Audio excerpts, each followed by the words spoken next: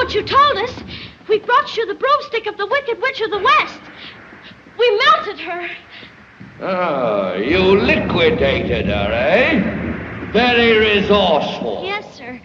So we'd like you to keep your promise to us, if you please, sir. Not so fast. Not so fast. I'll have to give the matter a little thought. Go away and come back tomorrow. Tomorrow? Oh, but I want to go home now. You've had plenty of time already. Yeah. Do not arouse the wrath of the great and powerful Oz. I said come back tomorrow. If you were really great and powerful, you'd keep your promises. Do you presume to criticize the great Oz? You ungrateful creatures think yourselves lucky that I'm giving you audience tomorrow instead of 20 years from now. Oh. The great Oz has spoken. Oh. Pay no attention to that man behind the curtain.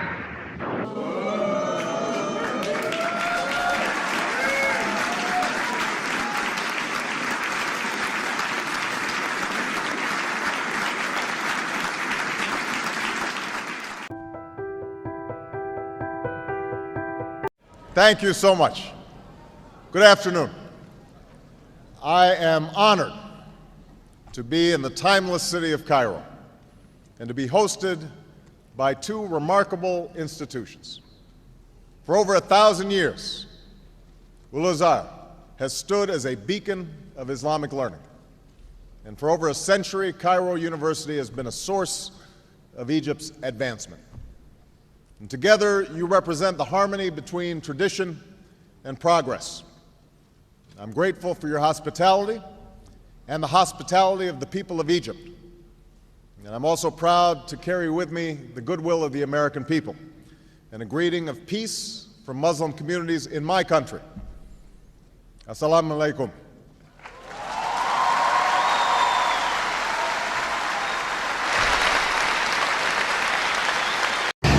I'm being targeted by psychotronic frequency bombardment. Well, I wouldn't know anything about that, sir. They're beaming things at my head. Right, well... You're gonna show me how I can prove that. Well, if I was the one being targeted, as you say, I'd try one of these. Any of those beams might interfere with the reception. You mean like static? Yes, sir. Good, good. Oh! There. This is not a robbery. Hello, Earth. I'm Alec Baldwin, TV star. You know, they say TV will rot your brain. That's absurd. TV only softens the brain, like a ripe banana, to take it all the way. We've created Hulu. Hulu beams TV directly to your portable computing devices, giving you more of the cerebral gelatinizing shows you want, anytime, anywhere, for free. They've targeted individuals for experimentation.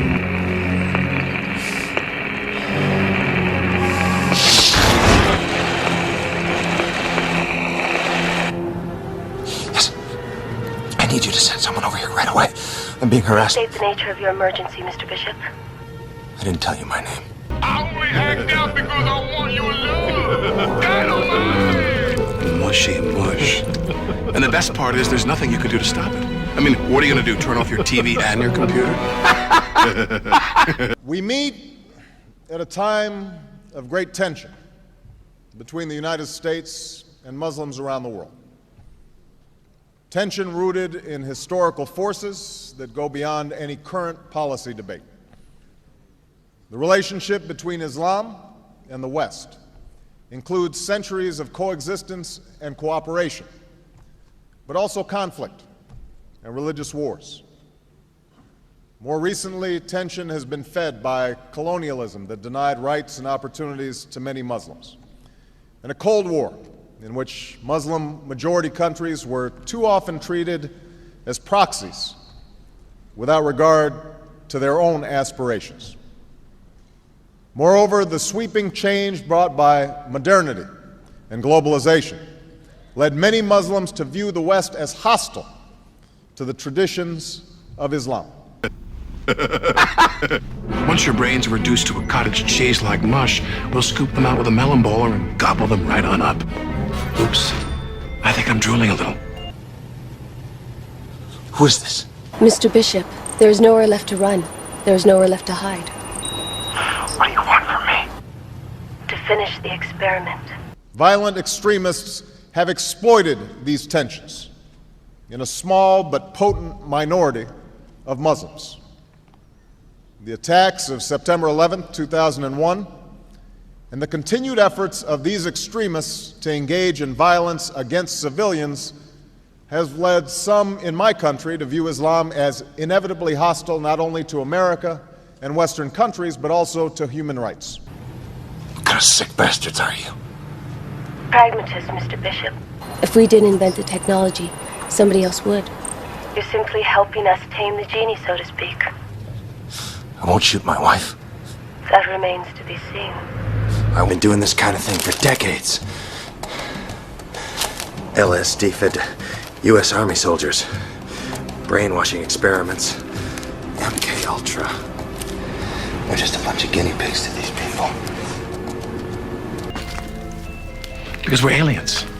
And that's how we roll. Hulu, an evil plot to destroy the world. Enjoy. This has bred more fear and more mistrust. So long as our relationship is defined by our differences, we will empower those who sow hatred rather than peace, those who promote conflict rather than the cooperation that can help all of our people achieve justice and prosperity. And this cycle of suspicion and discord must end. In this situation, the blue pill works better than the red pill. And it turns out the blue pill's half as expensive as the red pill. Then we want to make sure that doctors and patients have that information.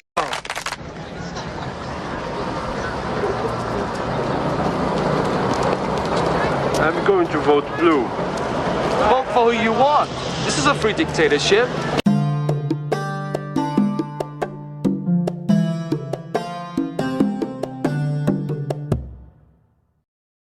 The royal crowns of ancient Egypt present a bit of a mystery. Their shapes are very distinctive, and the crowns of the two kingdoms appear designed to fit into one another, even though ostensibly they had separate origins. We've never found an ancient Egyptian crown, so we can only speculate as to exactly what they were. That is, if they were anything at all.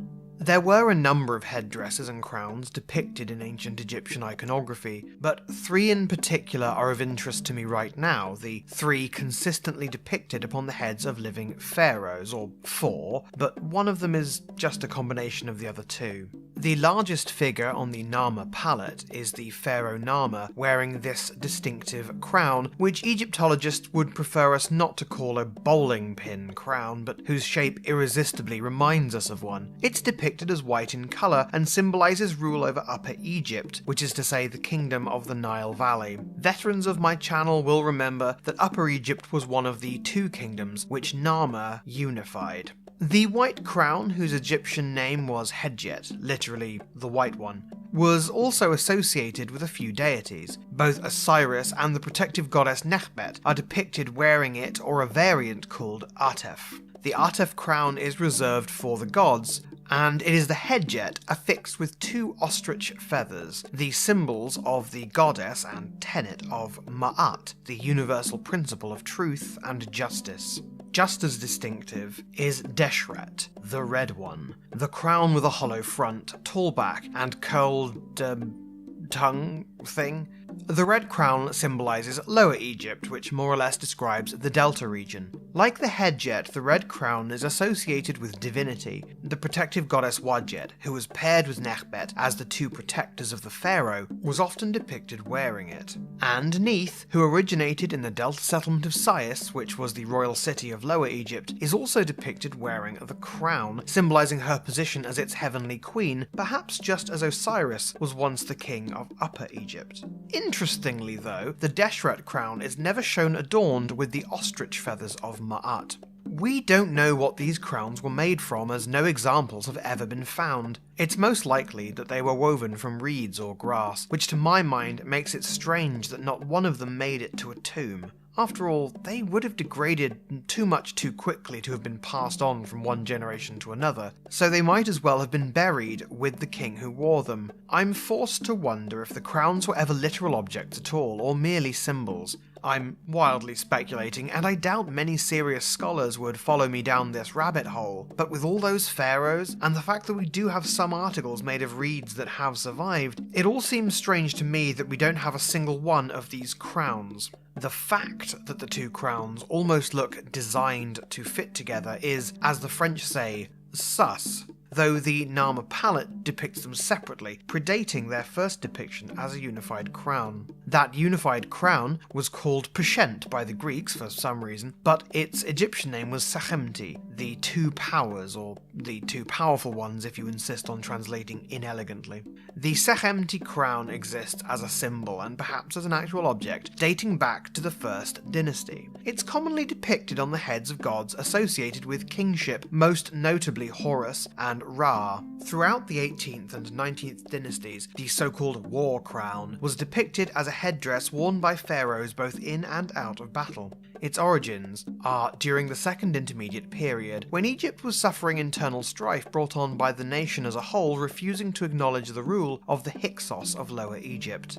One interesting difference between the Khepresh, whose name I would probably and amateurishly translate as arrived or come into being, and the two older crowns, was that the Khepresh was commonly depicted not smooth but textured. We see these rings, which are interpreted in various ways. Perhaps they were rivets, jewels, rings, or even natural gaps in the weave of reeds. The blue colour is distinctive, as it is not as common or easy to replicate as red or white, though the Egyptians had been using their own artificial blue pigment for millennia before this crown was first depicted. What it precisely symbolised as opposed to the other crowns is unknown, and as it is a newish design, gods are not usually depicted wearing it. I don't know how significant it is that this crown was never worn by the Hyksos.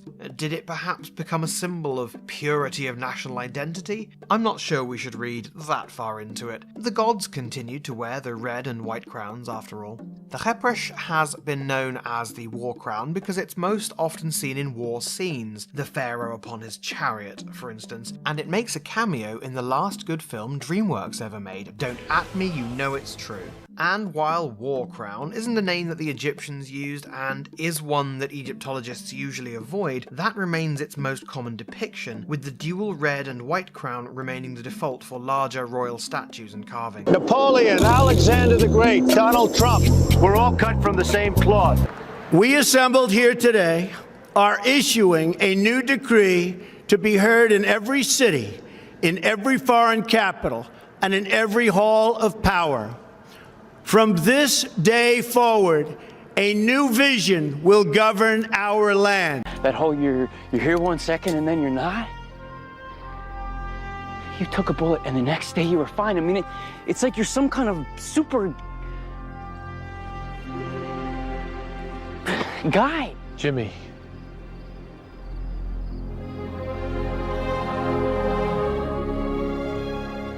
I am the red blue blur. You were right. About me and about Davis. You were the only person to put it all together.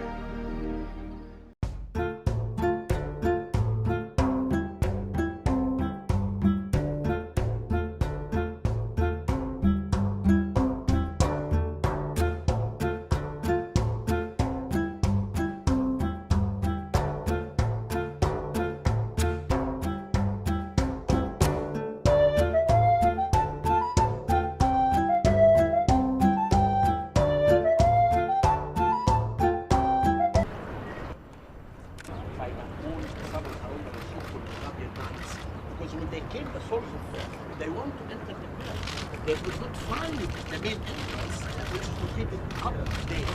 Then they did open all the way up.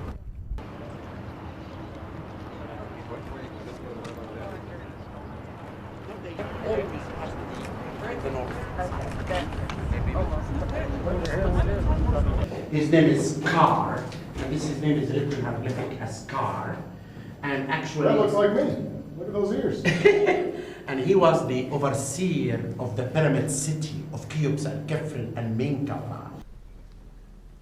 I've come here to Cairo to seek a new beginning between the United States and Muslims around the world, one based on mutual interest and mutual respect, and one based upon the truth that America and Islam are not exclusive and need not be in competition.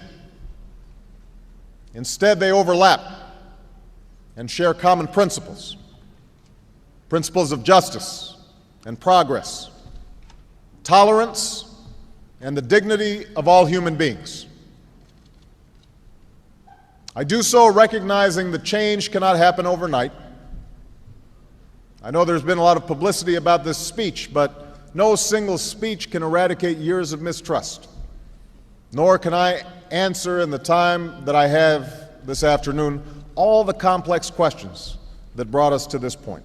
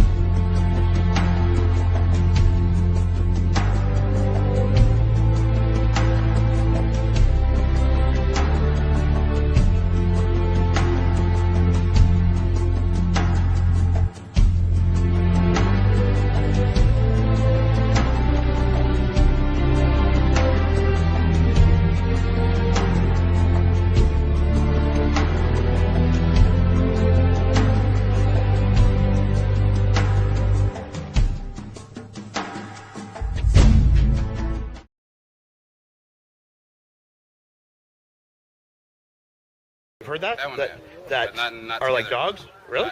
I've never heard in context like that. That non-Jews are like dogs? In the Talmud, I don't know. Maybe it is.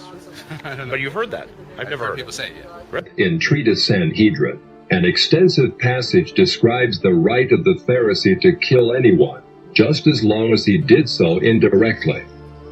As one of dozens of examples, the Talmud tells us that if one bound his neighbor and he died of starvation, he is not liable to execution. In such an indirect manner, the Pharisees also killed Christ.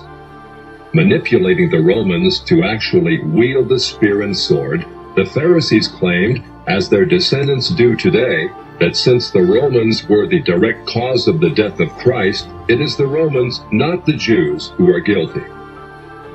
Christ also called the Pharisees adulterers, an adulterous generation. The Talmud provides generous loopholes for adultery. It says the penalty for adultery does not include sex with a minor, the wife of a minor, or the wife of a heathen. The Talmud also encourages seduction of unwed adolescent girls called designated bondmaids. But it's important how such rapes are performed. With the designated bondmaid, one is guilty only in the case of natural connection, but not in the case of perverse connection. The Pharisees reasoned that rape in a perverted manner is outside the jurisdiction of the law. Normal rape, however, was punishable. In Babylon, sexual perversion of every kind had been a way of life for millenniums. The Pharisees were deeply influenced by such practices. In 3 of the major treatises of the Talmud are found extensive passages which give legal endorsement to seduce and marry 3-year-old baby girls. In fact, many of the greatest rabbis of the Talmud, including Simeon ben Yochai, upheld this privilege. Today in Israel, thousands of Jews go to Meron every year to venerate the memory of Simeon ben Yochai, one of the most respected rabbis in the history of Judaism. In one of dozens of endorsements of child sex, Simeon ben Yochai said, "A proselyte under the age of 3 years and a day is permitted to marry a priest."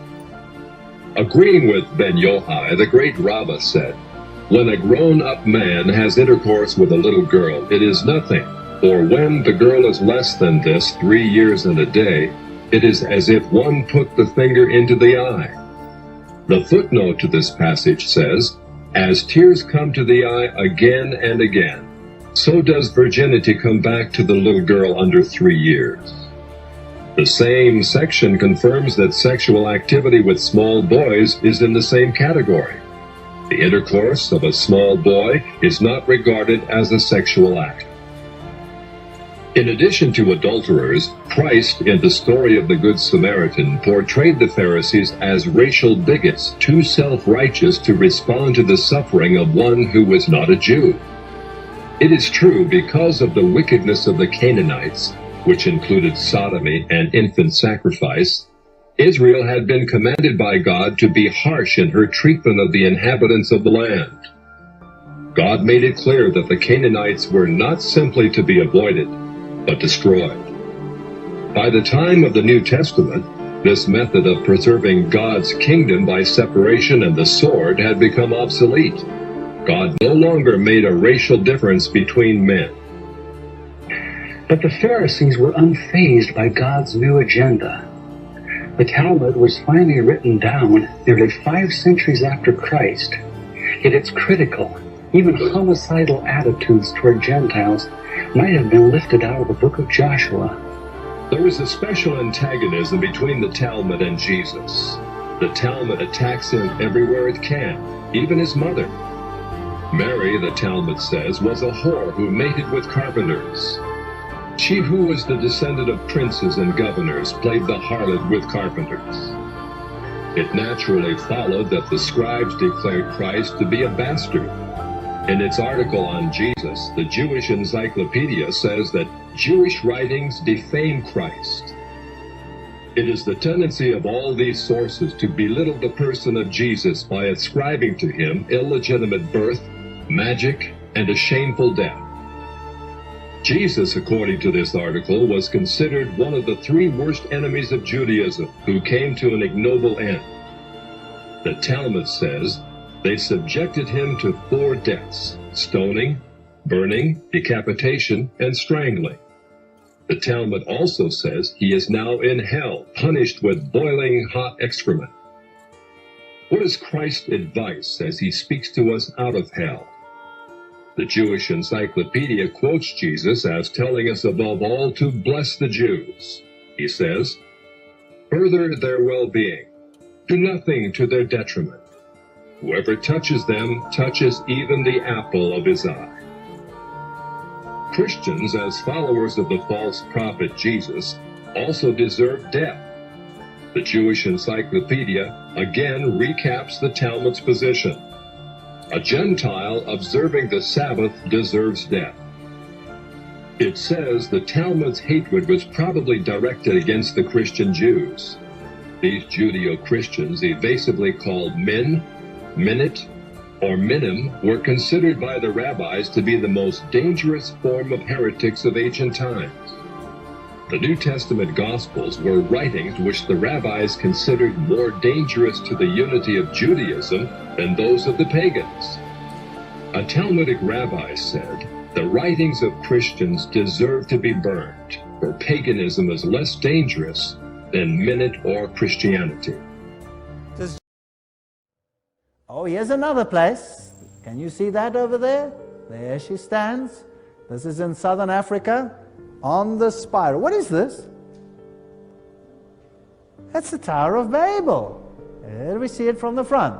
This one over here in Lebanon. I took this one myself in Lebanon. There she is on top of the Tower of Babel. So who's going to be queen of the new Babylon? Mary. But who is Mary? Mary is Isis.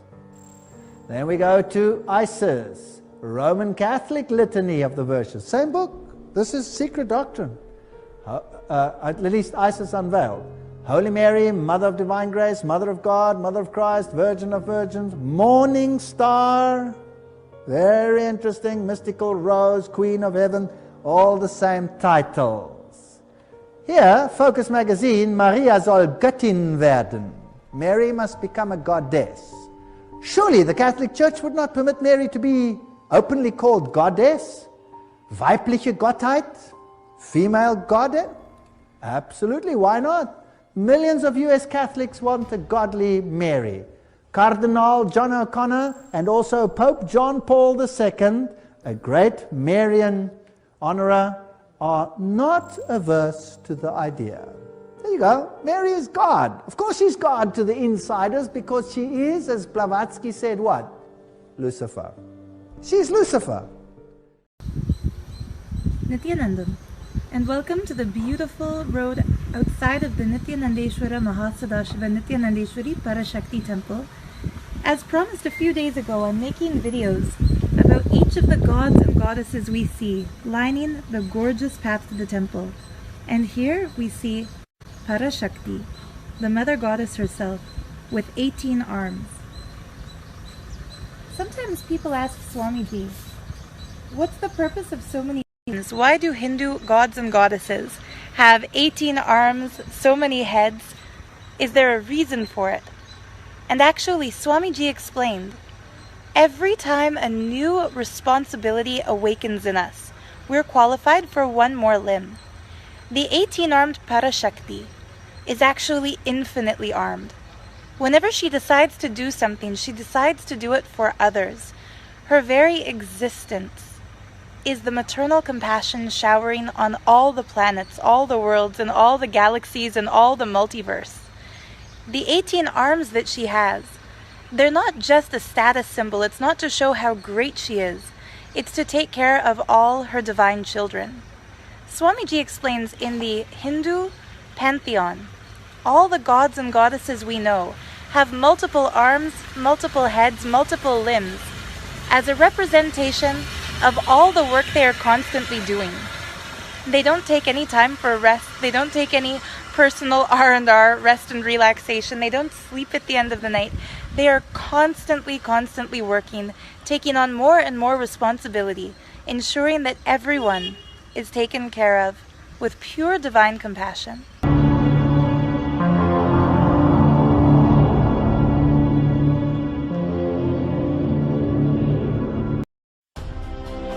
La mayor parte de los habitantes del planeta se declaran creyentes. Esto debería provocar un diálogo entre las religiones.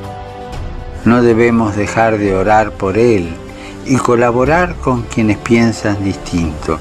Confío en Buda. Creo en Dios. Creo en Jesucristo. Creo en Dios, Alá. Muchos piensan distinto, sienten distinto, buscan a Dios o encuentran a Dios de diversa manera. En esta multitud, en este abanico de religiones, hay una sola certeza que tenemos para todos. Todos somos hijos de Dios. Creo en el amor. Creo en el amor. Creo en el amor. Creo en el amor. Confío en vos para difundir mi petición de este mes. Que el diálogo sincero entre hombres y mujeres de diversas religiones conlleve frutos de paz y justicia. Confío en tu oración. As we like to say, to look into one another's eyes in order to see more deeply and in order to recognize the beauty of God in every living human being. Our advice is to make friends to followers of all religions. Muy importante porque mi vida religiosa se enriqueció con explicaciones de él.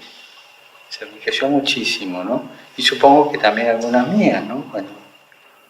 Fue nuestra vocación religiosa la que propició el que nos encontremos en la vida. No matter from which side of the mountain you are climbing, we should be helping each other so that we can all get to the same place. So there is need for people to make friends.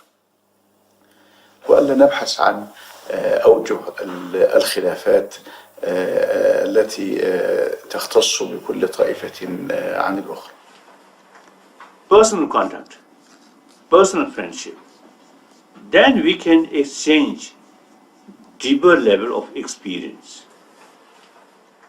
Honor other religions like you do your own. We need to get together and know one another, just to discover and explore those commonalities. That starts a process where prejudices go away, where new insights are born, and where basically hope is born. It's not complicated. And I would say to everyone, start with sharing what we all share, which is the pleasure of conversation. One of the wonderful things about spending time with people completely unlike you is you discover how much you have in common. The same fears, the same hopes, the same concerns. I think I'll keep it very simple. It's probably time to talk less, listen more. അങ്ങനെ വിശ്വസൗഹാർദ്ദ ഒരു യാഥാർത്ഥ്യമാകട്ടെ.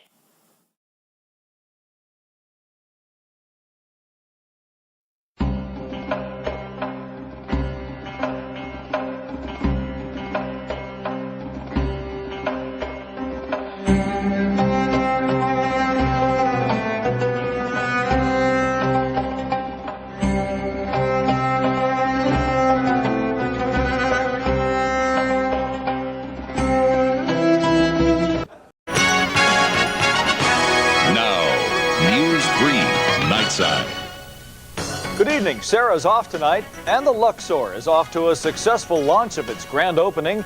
Crowds pushed through the front door less than 24 hours ago. And as Anita Lightfoot tells us in our top story, the controlled chaos has been nonstop ever since. It's opening day at the Luxor, and it seems everyone had the same idea. Come in and check it out. Thousands funneled through the entryway to see for themselves what everyone has been talking about. It's beautiful. It's fabulous. Really fabulous. Wonderful. Pretty amazing what they've done here. It looks great. It's fabulous. We sort of figured it was going to be solid on the inside. And all the more impressive that it's so hollow. Hollow, but definitely not empty. After giving the place the once over, it was time to start doing what most folks in casinos do: gamble. No matter how turned around or how lost you get here at the Luxor, there is one thing guaranteed you'll run into: everybody else. And all these people here mean one thing to Luxor workers: work. About how many cars have you parked? Personally, probably by the end of the night, a couple hundred. About how many times do you think you're going to ride the Nile before the day's over? Probably about 30. About 30 times if I'm lucky. Very busy. How busy? Extremely busy. For the Luxor and its employees, those words have a nice ring. Anita Lightfoot, News 3. And the Luxor says the expected 40,000 people visited the glass pyramid today. And when the Luxor cracked open its doors just before sunrise, the crowd was described as boisterous, but everything went pretty smoothly, except for one unfortunate incident. These guys were tossed out after hotel security said they vandalized the place. Police say a group of about 13 people somehow got up to the catwalks on the 28th floor, where they broke a window and spray painted some walls and equipment. Most of the group was let go, but 2 were arrested and charged with trespassing.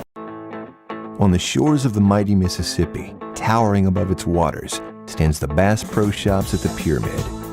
From the inspired mind of Johnny Morris, this glistening treasure on sandy banks holds awe and wonder in equal measure. From its full cypress swamp to the nation's tallest freestanding elevator, from Big Cypress Lodge to the nation's premier waterfowling center, it's a landmark for outdoorsmen across the country.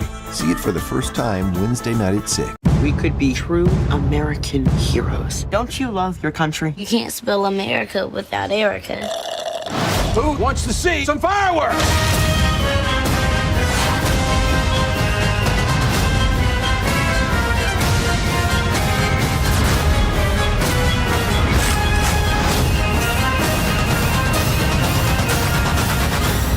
Doesn't that just lift your spirits?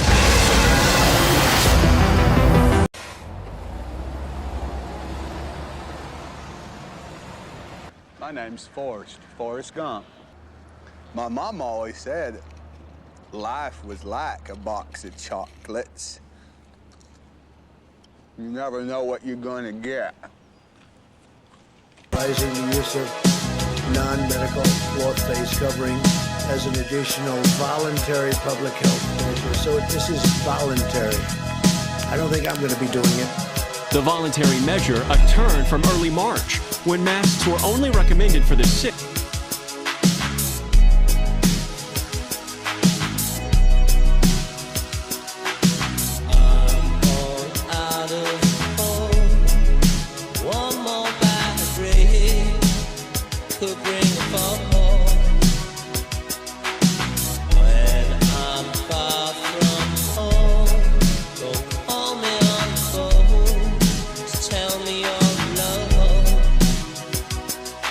It's me.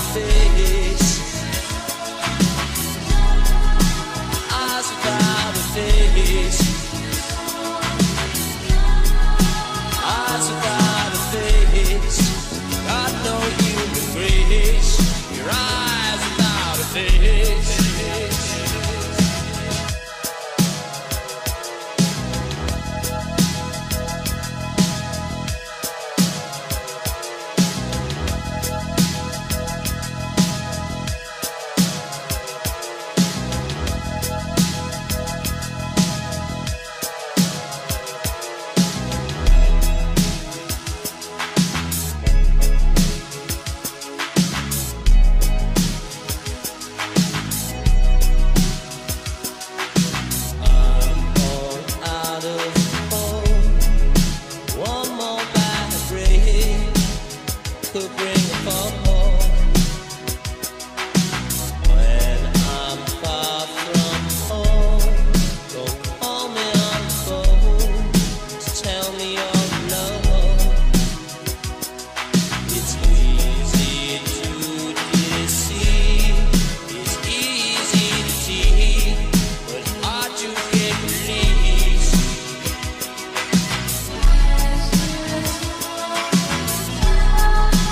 Eyes without a face, eyes without a face, eyes without a face. Got no human grace. Your eyes without a face.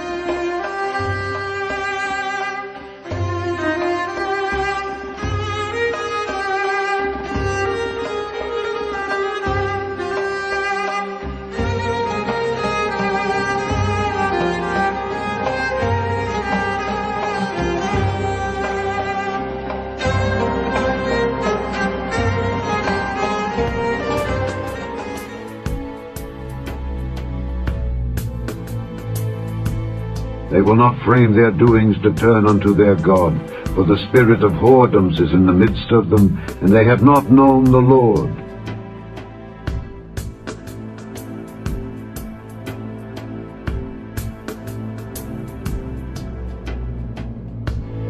For the spirit of whoredoms is in the midst of them,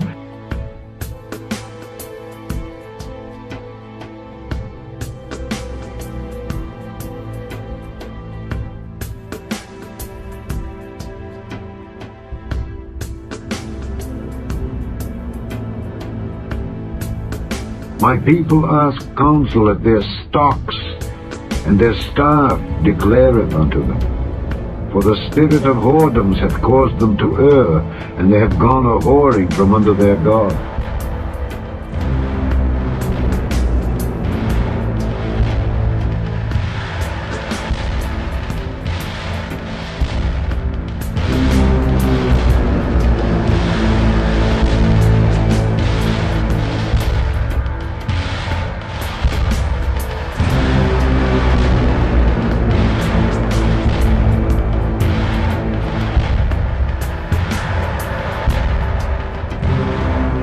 Unto the angel of the church in Thyatira write, These things saith the Son of God, who hath his eyes like unto a flame of fire, and his feet are like fine brass.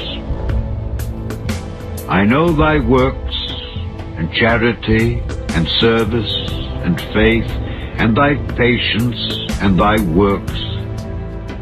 Notwithstanding, I have a few things against thee, because thou sufferest that woman Jezebel,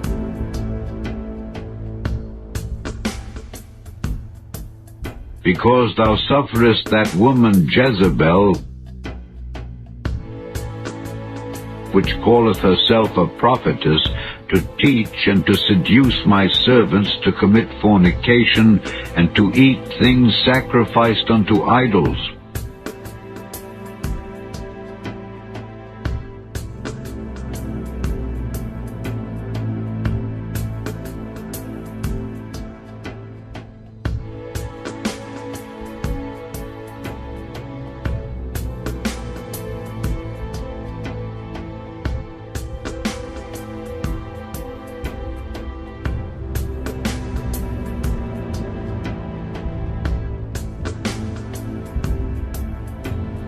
And I gave her space to repent of her fornication, and she repented not. Behold, I will cast her into a bed, and them that commit adultery with her into great tribulation, except they repent of their deeds.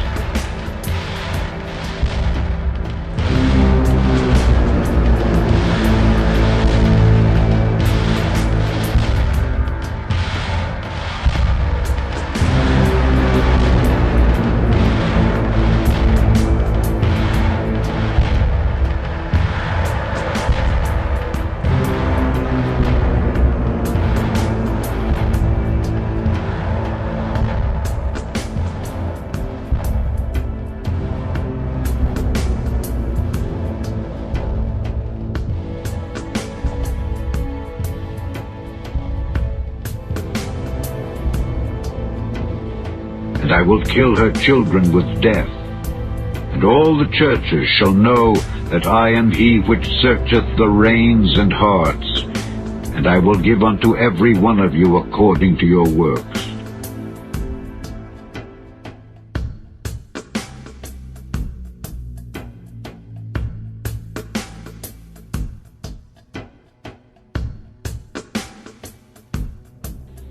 But unto you I say, and unto the rest in Thyatira, as many as have not this doctrine, and which have not known the depths of Satan,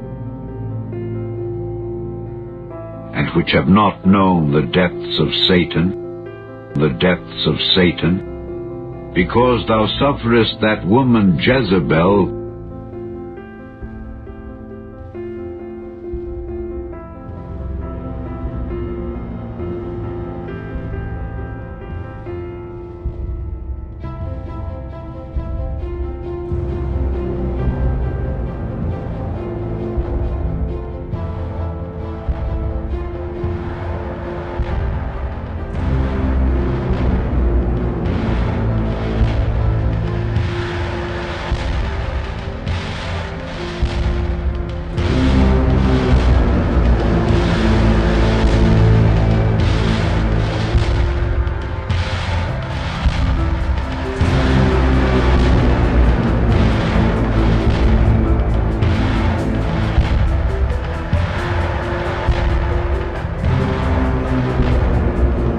And there came one of the 7 angels which had the 7 vials, and talked with me, saying unto me, Come hither, I will show unto thee the judgment of the great whore that sitteth upon many waters,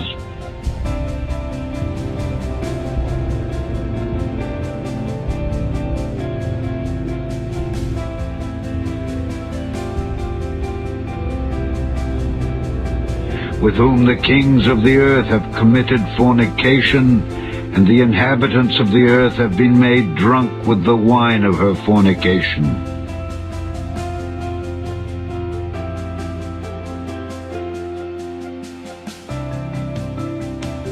So he carried me away in the spirit into the wilderness, and I saw a woman sit upon a scarlet-colored beast, and the woman was arrayed in purple and scarlet color, and decked with gold and precious stones and pearls, having a golden cup in her hand, full of abominations and filthiness of her fornication.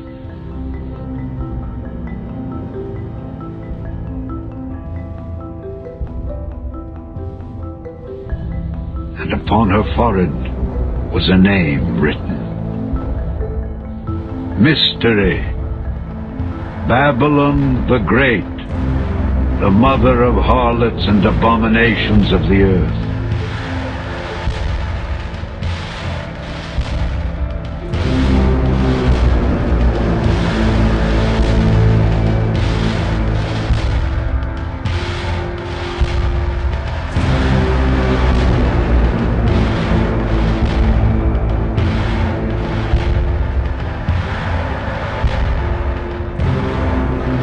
I heard another voice from heaven saying, Come out of her, my people, that ye be not partakers of her sins, and that ye receive not of her plagues.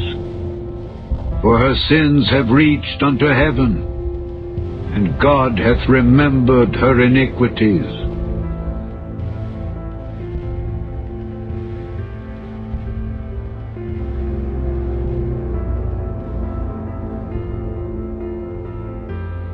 Reward her even as she rewarded you, and double unto her double according to her works.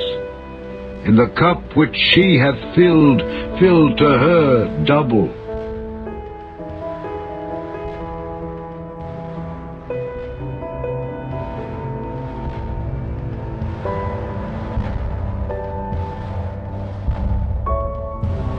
How much she hath glorified herself and lived deliciously, so much torment and sorrow give her.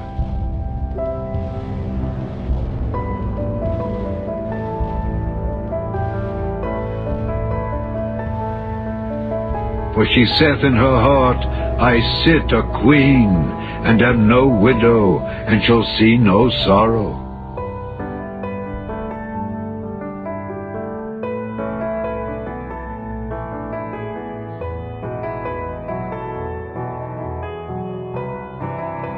Therefore shall her plagues come in one day, death and mourning and famine, and she shall be utterly burned with fire, for strong is the Lord God who judgeth her.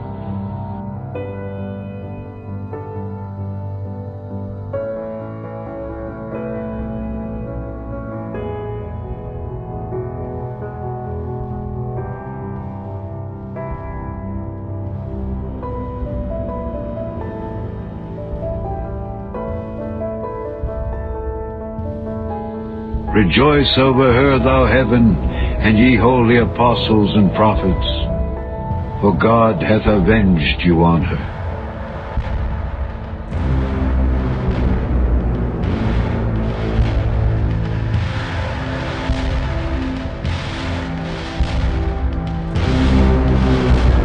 And a mighty angel took up a stone like a great millstone, and cast it into the sea, saying, Thus with violence shall that great city Babylon be thrown down, and shall be found no more at all.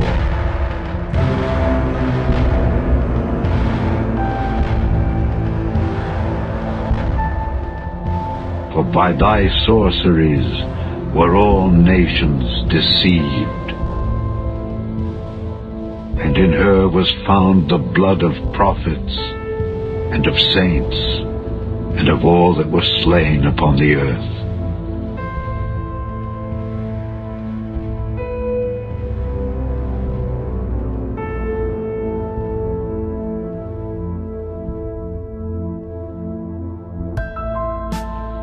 And after these things, I heard a great voice of much people in heaven saying, Hallelujah!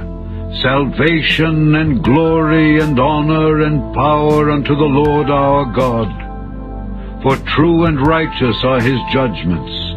For he hath judged the great whore, which did corrupt the earth with her fornication, and hath avenged the blood of his servants at her hand. And again they said, Hallelujah! And her smoke rose up forever and ever.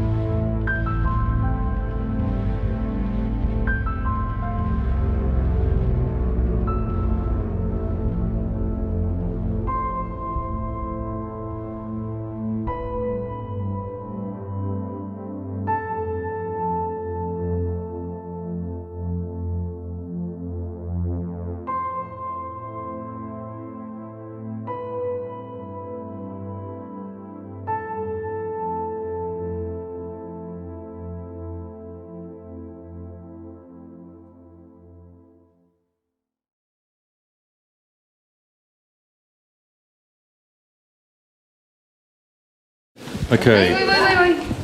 So this is the mold. Okay, this is the original mold of the second Trump, Cyrus Trump temple coin. And as you can see over here, let's see what we have. Okay, first of all, we have over here in Hebrew, Lemalot Shivim Shana, to fulfill 70 years. The original verse, to fulfill 70 years, is when the Jews went out to exile, to the Babylonian exile. They were there for 70 years. And after 70 years, King Cyrus said, God, the Lord of the world, gave me permission to let you, the Jews, come back to the land of Israel.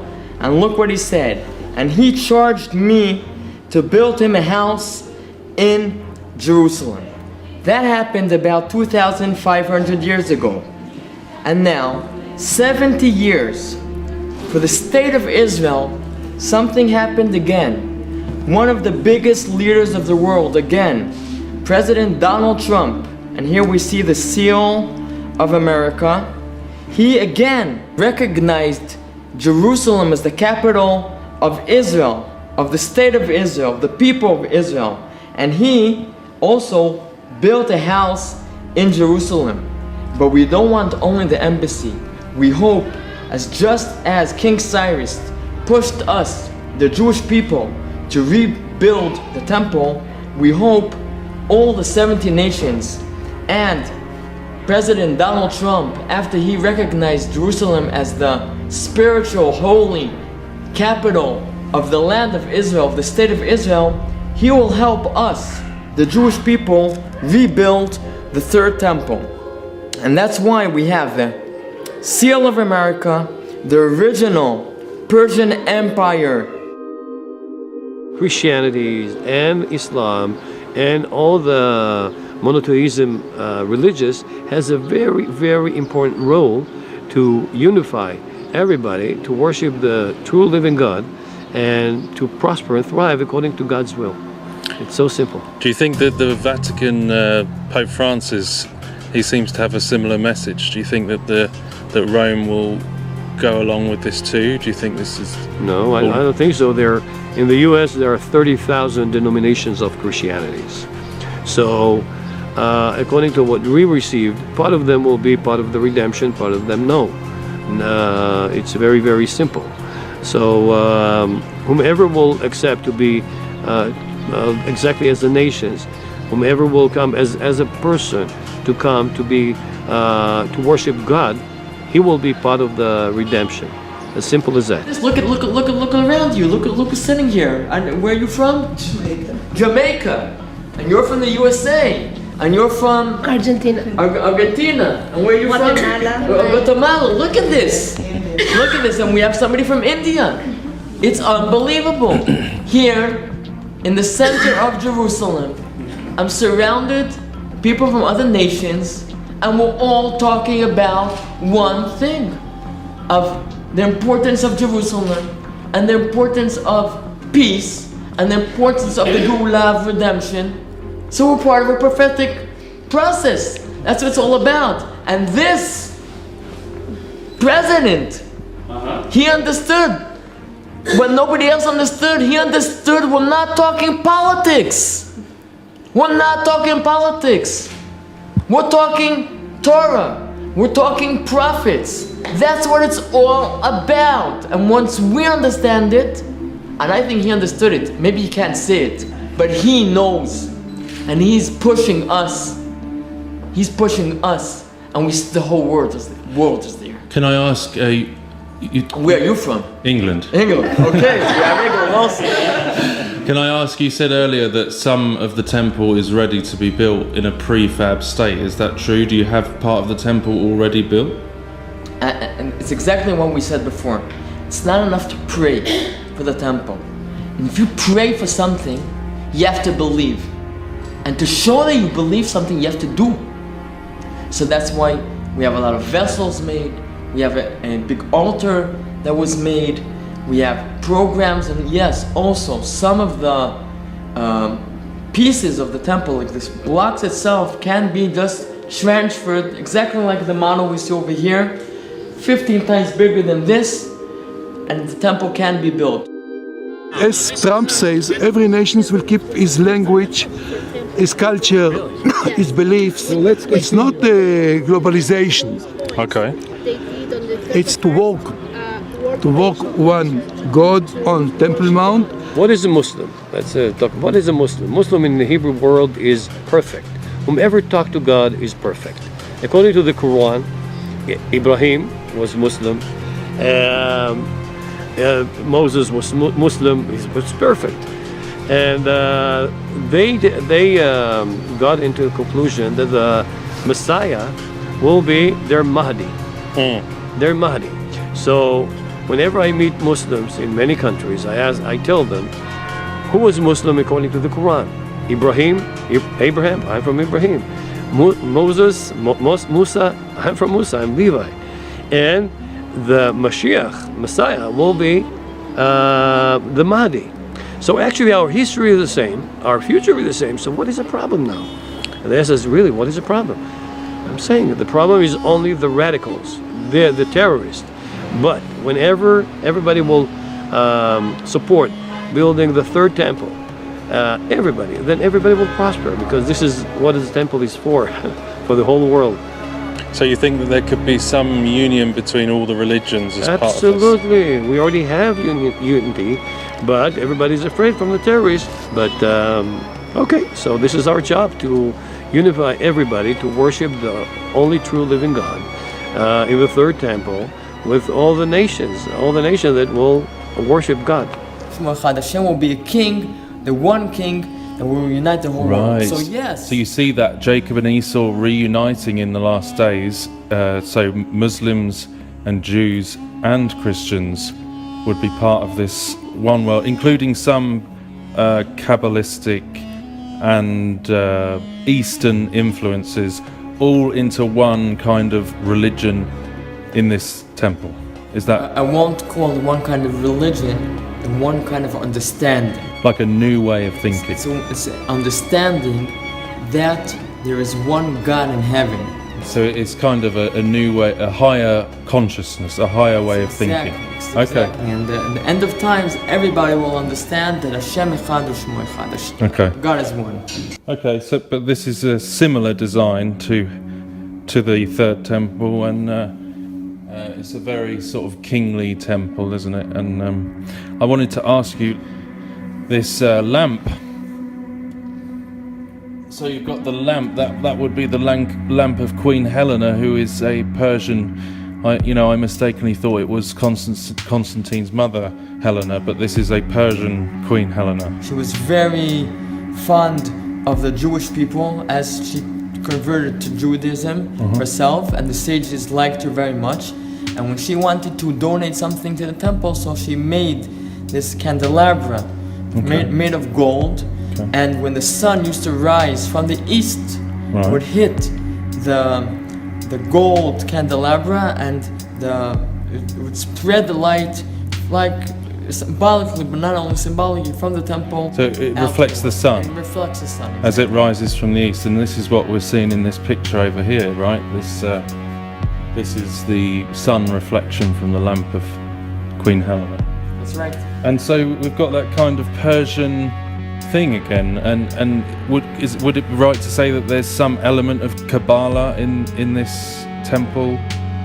Well, Kabbalah is actually the inner part of the Torah. We have what the Torah tells us, and it's written in the Torah, and the Kabbalah is actually what isn't written, but we have to want to understand maybe about Little Persia and these all ancient nations, Eastern nations, religions. So it's maybe religions.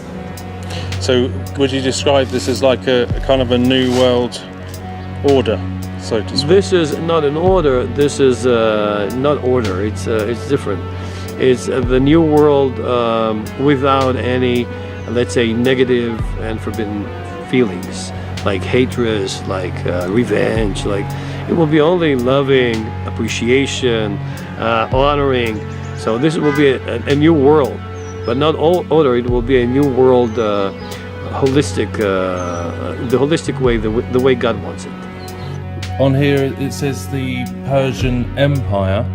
Do you think that this temple could somehow unite Islam, Muslim religion with Christianity and Judaism? Do you think that's... So if we're talking about the Persian Empire, we know now that in Iran, which is where Persia is now, there's some different empire, but we're talking about the original Persian Empire.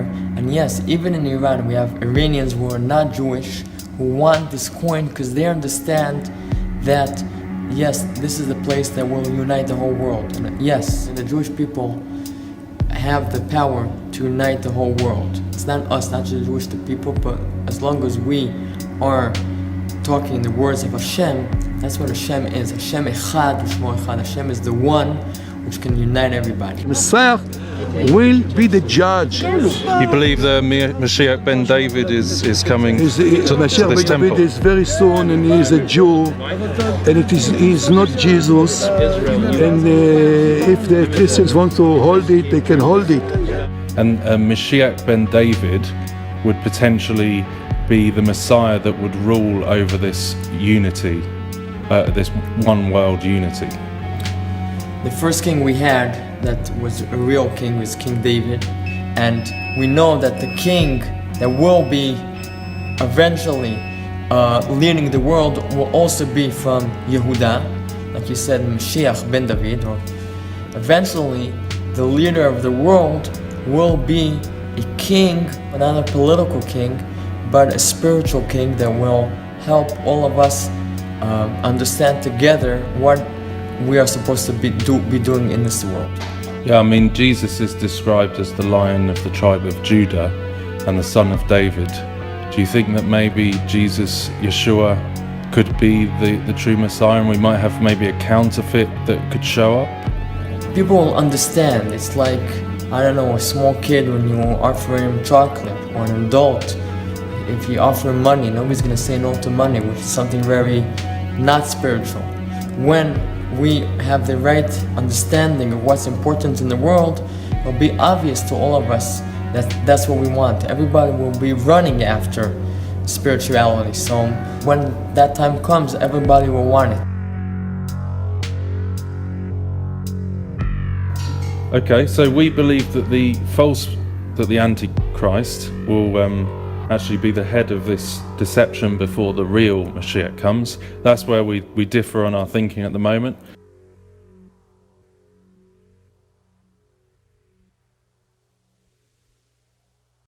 It says in the Temple Institute that there's going to be a Sanhedrin court.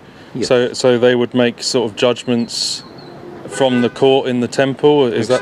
There is a special place in the temple for the Sanhedrin. My temple will be the center of the prayer of the whole world. This is what Isaiah says. So we know this will be the future. So we are just marching it. I know it's like a mathematical formula. We're getting closer and closer. The last Sanhedrin war was 1600 years ago, and we had the right code how to re-establish it, because we knew that it has to be established. And all the rabbis agreed on one rabbi that he is like Moses. He can ordained other people. He ordained 3, and the 3 of them ordained 71 at Tiberias, exactly the same place where the last Sanhedrin sat 600 years ago. So this is part of the process.